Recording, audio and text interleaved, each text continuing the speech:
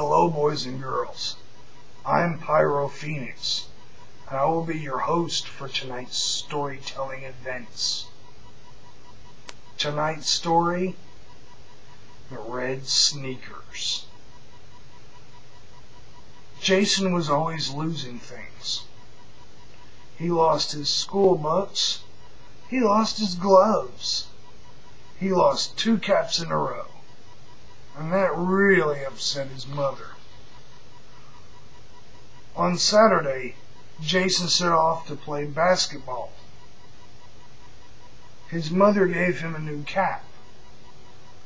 "Whatever you do, Jason," she warned, "don't lose this one." "I won't lose it," promised Jason. He put the cap on his head and forgot all about it. Jason played basketball every Saturday. He wasn't a very good player.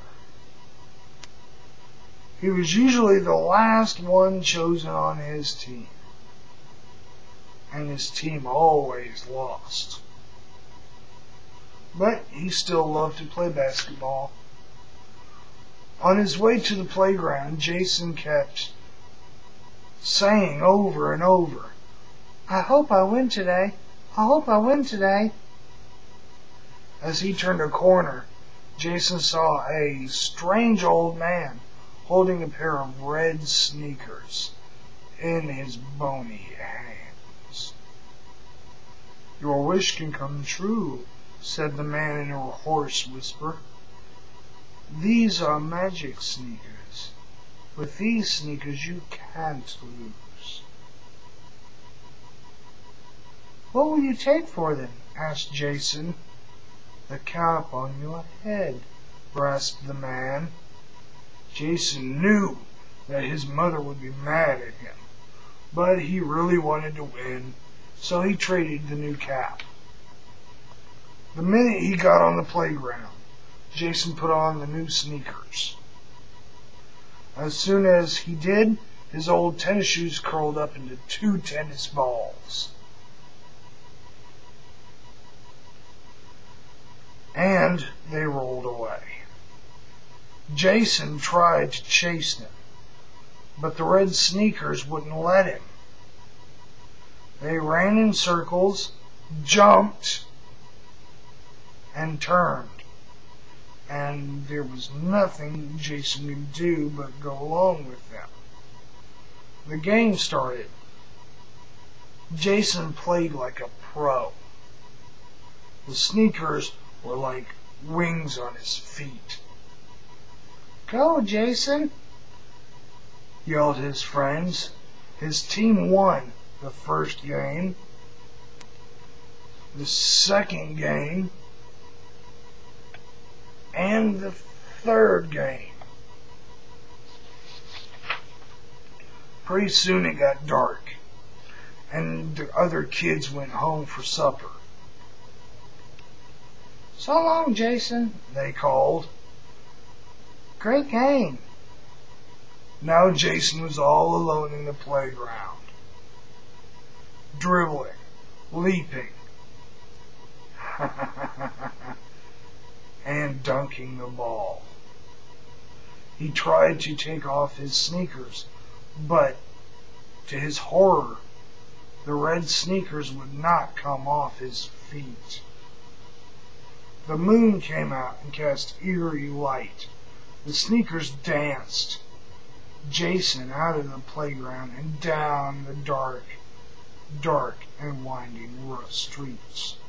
He found himself on the porch of an old, creepy house. The front door cracked, and the sneakers took him right inside.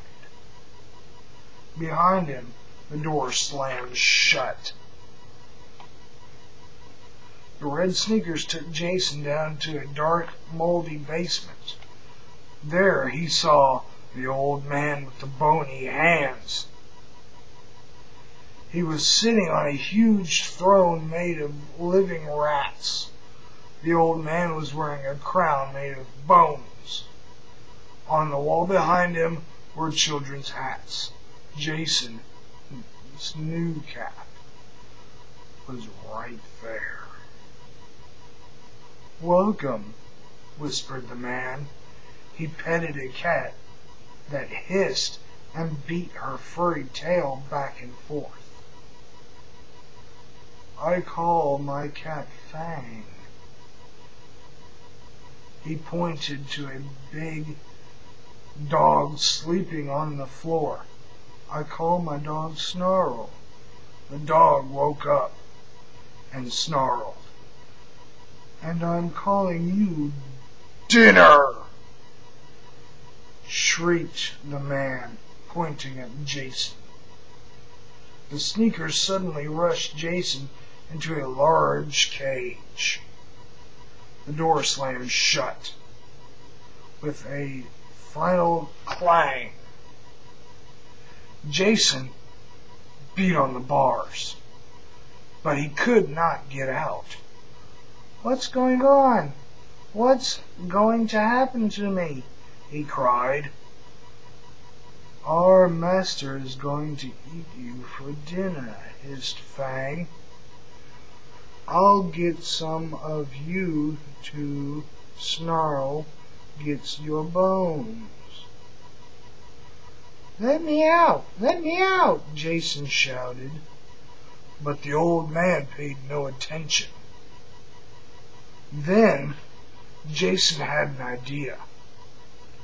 He thought, "The sneakers helped me win a basketball game. Maybe they will help me win now." Jason jumped hard against the cage door and kicked it wide open. He pushed the surprised old man into the cage along with Snarl and Fang, and slammed the door shut. Jason grabbed his new cap off the wall and ran up the stairs. Below him, he heard the man cry out, "No! No! Down, Fang! Down, Snarl! Someone help him! Someone help me!" But Jason ran out of the house and just kept going. Jason ran towards home, but he couldn't stop jumping and turning. He was tired and scared. If only he could take the sneakers off. Then he thought of a way to do it. Jason began to run faster, even faster. Then the sneakers wanted to go. Soon the sneakers began to weaken. Jason scrapped and slid and jumped. He dragged the sneakers hard against the sidewalk as he ran. The soles got thinner and thinner. Finally, the red sneakers wore out and fell apart. Jason was in charge of his own feet again.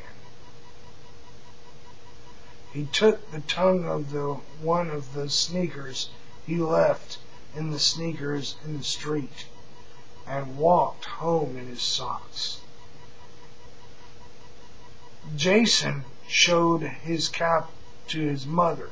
"See," he said, "I didn't lose it. Where are your shoes?"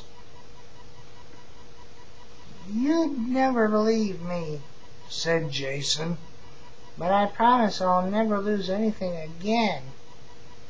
From that day on, Jason carried the tongue of the red sneakers in his pocket, and he never lost another basketball game. That concludes today's edition of Really Scared Stiff. Until next time, boys and girls,